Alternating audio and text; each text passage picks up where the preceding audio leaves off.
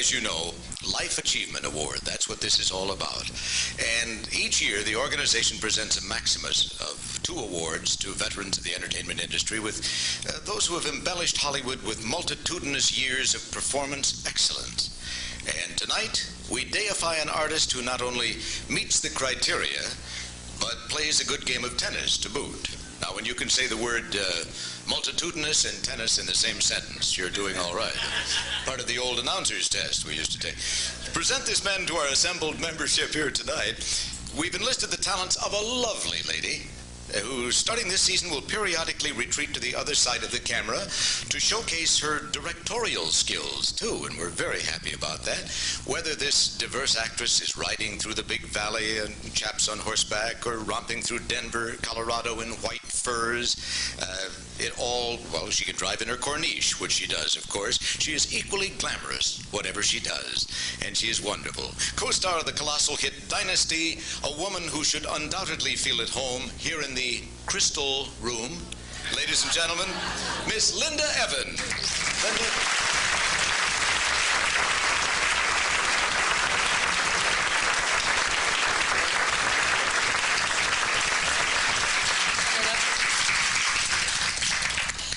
Thank you. It's a great honor and a pleasure to be here this evening to talk about my dear friend John Forsythe. And it did seem like a good idea. I mean, anything to get out of the attic.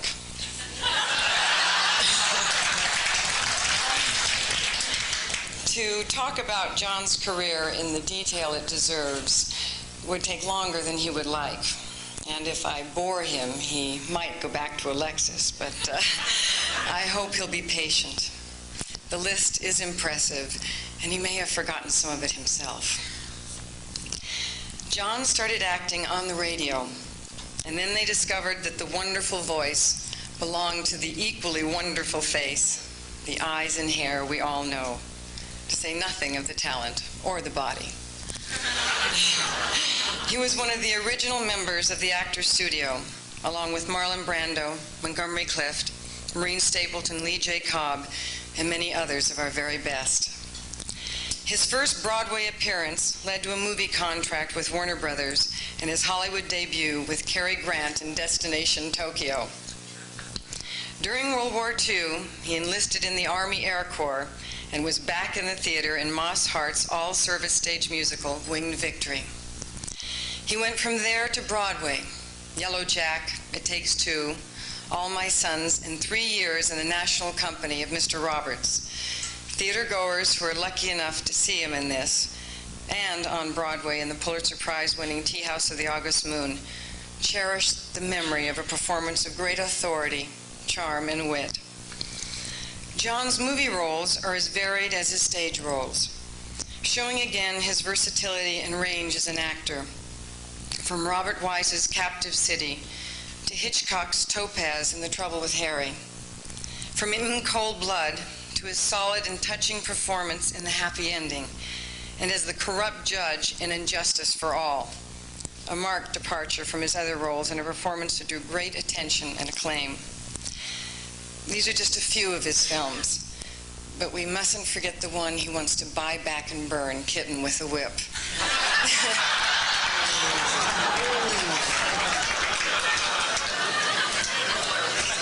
In television, John has participated in every area, from live television, Studio One, Kraft Theater, Philco Playhouse, the golden age of television, to numerous movies for television and narrating the documentary series World of Survival, now in its 13th year. To this list must be added Bachelor Father, the long-running and successful series.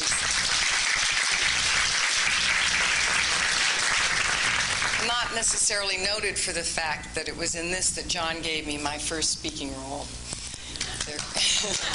There could be days when he wishes he hadn't. And of course, now we have Dynasty.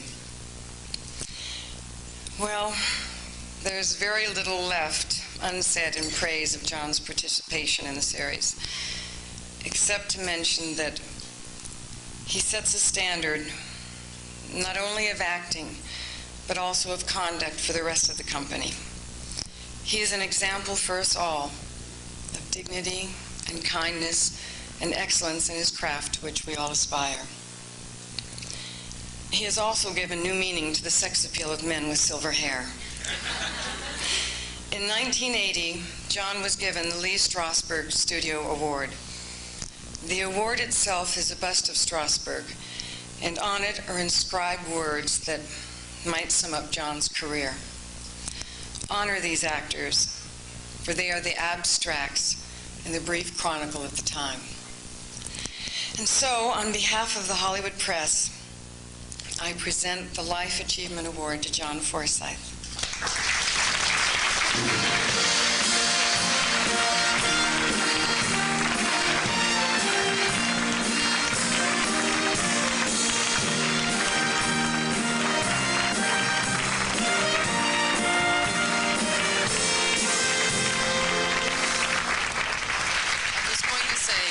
A dear and wonderful man who makes us all very proud of our profession.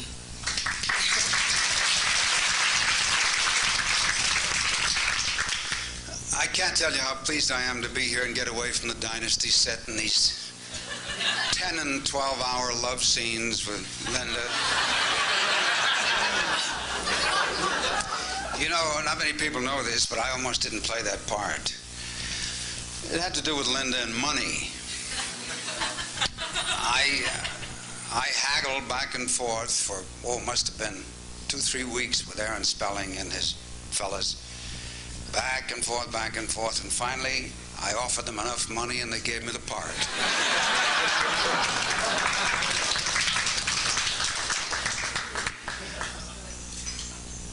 I want to tell you, I'm a very lucky fellow. Not only in my private life, I have a lovely and devoted wife. I have lots of 3 fine, wonderful kids that I'm proud of. I've got my share of good friends. But I think I'm a very lucky fellow because I started out as a sports announcer some years ago. I did baseball play-by-play, and as you undoubtedly know, that's a seasonal game. They only play that in the summertime. And I love eating in the wintertime. I decided I'd take a crack at being an actor. And that's about the best thing that ever happened to me because I never regretted it. I've enjoyed every minute of it. And when I think of all the people who go to work every day hating their jobs, it makes me feel even luckier. To be here in the company of extraordinary people, Mr. Roach and all these wonderful young actors, Barbara Stanwyck, who unfortunately can't be here, to be included with them in this is a tremendously flattering thing for me, and I'm very grateful. I'm very grateful to the Hollywood Press Club, and thank you all for your kind reception.